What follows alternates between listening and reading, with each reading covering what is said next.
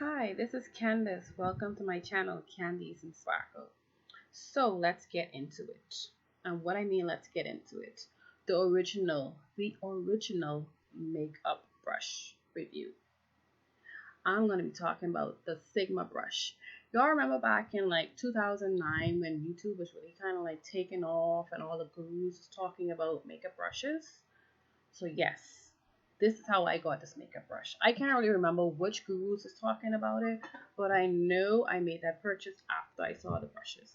So about 2009, I would say, I ordered these Sigma brushes online and had it shipped to the Bahamas.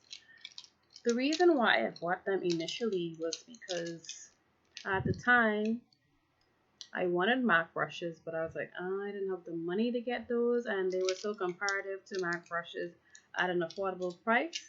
And so now I want to do a review almost like 10 years later to see how they kind of stood up over this time that has passed. So let's talk about the face brushes. So initially when I ordered my kit a decade ago, I got two face brushes.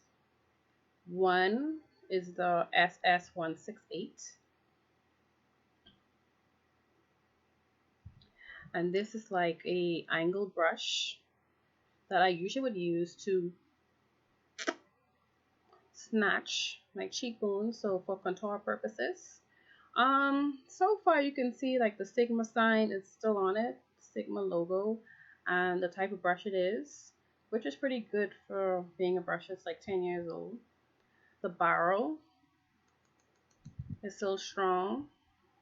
However, I've been having some shedding over the years with this brush, which is kind of normal because I had it for a little while. So I don't know if I just need to trim it. See, like right now I'm pulling and some of the bristles are coming out. So actually more is coming out, but maybe when I was cleaning it, I might have gotten water down in the barrel, and that's not good because it does soften the glue that holds everything together. But overall, I must say this has held up pretty good. Um, Now the other brush is the SS190.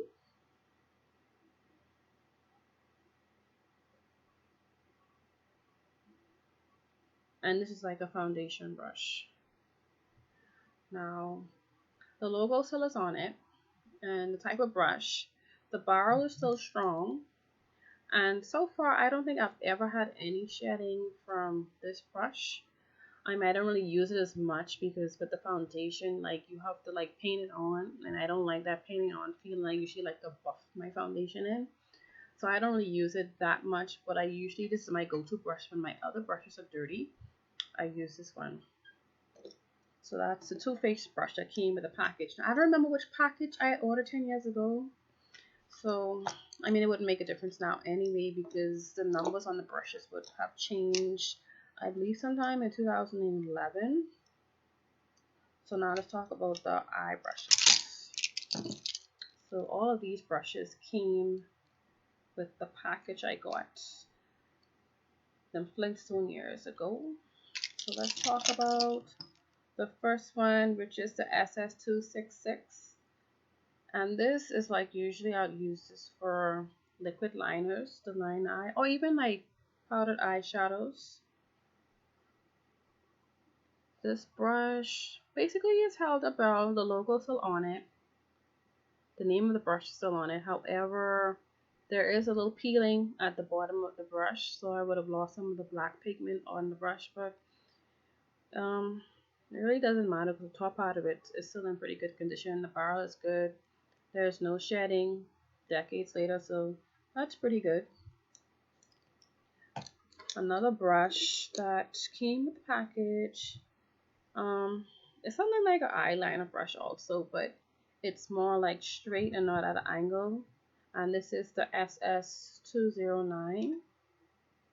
The barrel is still strong. There's no shedding. And the bottom is where I have a little problem. I'm thinking like when you put the brushes down so aggressively inside like a brush holder, it ends up scraping. So that's why I have a little bit of loss of the color on this brush also. But the part where the bristles are in good condition, so I'm pretty glad that is. Next brush that came with it is SS239. And if you remember back in the day, there used to be a brush, or there still is a brush that MAC has, which is the 239.